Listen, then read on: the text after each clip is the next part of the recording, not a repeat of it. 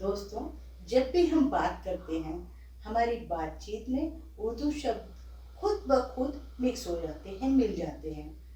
क्योंकि उर्दू और हिंदी आपस में इतने घुल मिल गए हैं कि आपस में गुंथ गए हैं। शायद इसीलिए हमारी भारतीय फिल्मों में, यानी कि बॉलीवुड की दुनिया में, डायलॉग्स में उर्दू शब्दों का खूब इस्तेमाल होता है, खूब प्रयोग होता है।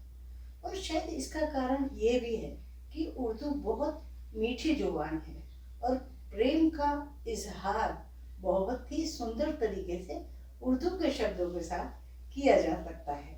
इसीलिए हम उर्दू शब्दों का प्रयोग करते हैं। वो सजदा ही किया जिसमें सिर उठाने का होश रहे। इजहार इश्क का मजा तो तब है जब मैं खामोश रहूं और वो बेचैन रहे। लेकिन कभी कभी ऐसा होता है कि हमें उर्दू के शब्दों का अर्थ पता ही नहीं होता या समझ में नहीं आता कि ये क्या बात कही गई। तो आज हम सीखेंगे बॉलीवुड में प्रयोग होने वाले उर्दू शब्द और उनका अर्थ। अर्थ क्या होता है, उसका क्या मतलब होता है, या कोई डायलॉग हुआ उसका क्या अर्थ हुआ। और हाँ दोस्तों, लास्ट में हम एक प्रस्तुति भी आपके सामने प्रस्तुत करेंगे। इसे आप प्रेजेंटेशन कह सकते हैं, जो उर्दू शब्दों के साथ हमने डायलॉग लेकर बनाई है। उसे देखना ना भूलिएगा, आपको बहुत मजा आएगा जब आप अर्थ जान चुके होंगे और उसके बाद वो प्रस्तुति देखेंगे। तो चलिए शुरू करते हैं।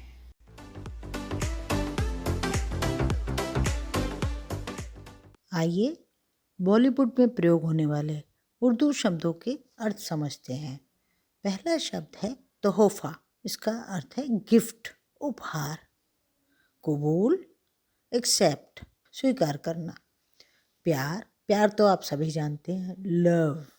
इजहार, इजहार का मतलब होता है एक्सप्रेशन, प्रकट करना, कोई बात को प्रकट करना, एक्सप्रेस करना। इंतज़ार, इंतज़ार भी आप जानते हैं, वेट। खत, खत का अर्थ होता है लेटर, पत्र। हमसफ़र, इसका अर्थ है पार्टनर यानी कि साथी। नादान, नादान का अर्थ होता है इनोसेंट, मतलब जो भोला है, इनोसेंट है। दुआ, प्रेयर, प्रार्थना। तन्हाई, तन्हाई का अर्थ जानते हैं, अलोन या लोनलीनेस, अकेलापन, अकेला।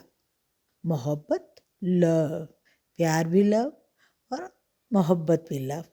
गुफ्तगू, कन्वर्सेशन, मतलब बातचीत, टॉक करना, कन्वर्सेशन होना या बातचीत। लफ्ज़, लफ्ज़ तो मैं कौन से लफ्ज़ अच्छे बोलूं कि आप खुश हो जाएं, तो लफ्ज़ का अर्थ है वर्ड्स, लफ्ज़। आशिक, आशिक होता है लवर, प्रेमी। दर्द, पेन। इबादत, इबादत का अर्थ होता है डिवोशन टू गॉड, मतलब भगवान की प्रार्थना करना या किसी की भी प्रार्थना करना, इबादत करना।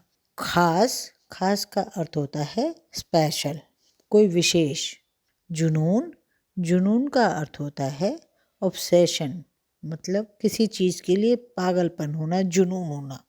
बेवफा, बेवफा क्या होता है, अनफेथफुल, अनफेथफुल लवर, मतलब प्यार में किसी को धोखा देते हैं, उसका कुछ बताया विश्वास लेकर के उसको विश्वास तोड़ देना किसी का, वो होता है बेवफा। महबूब, महबूब होता है लवर। आगोश, आगोश का अर्थ है एम्ब्रेस, मतलब आलिंगन करना। नमक हराम, अनफेथफुल या डिसलॉयल, मतलब बेईमान जो होता है। लब, लब इंग्लिश का लब अलग होता है, ये लब बा होता है। लब का अर्थ होता है होंठ।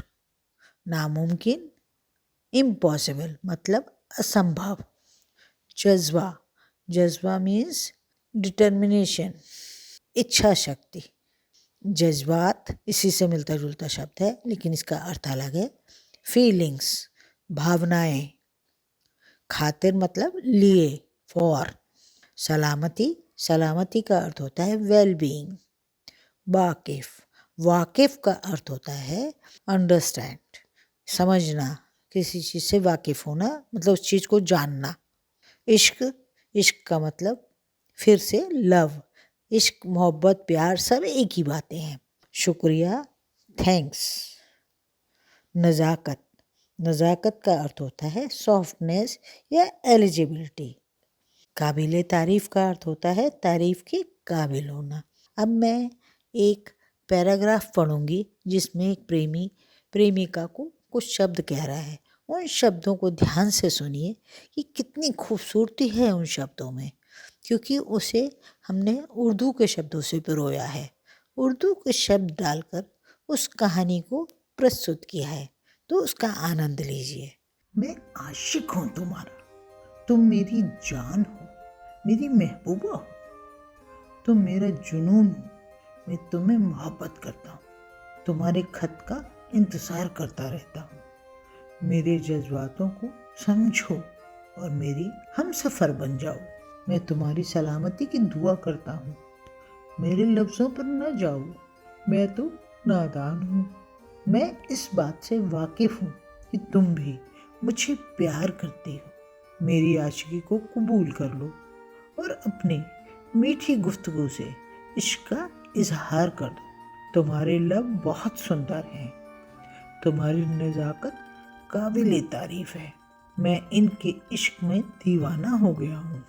तन्हाई में तुम्हारी इबादत करता हूँ, मेरी इश्क का तोहफ़ा कबूल कर लो और मेरे आगोश में चली आओ। मैं खुदा का शुक्रिया अदा करता हूँ। धन्यवाद।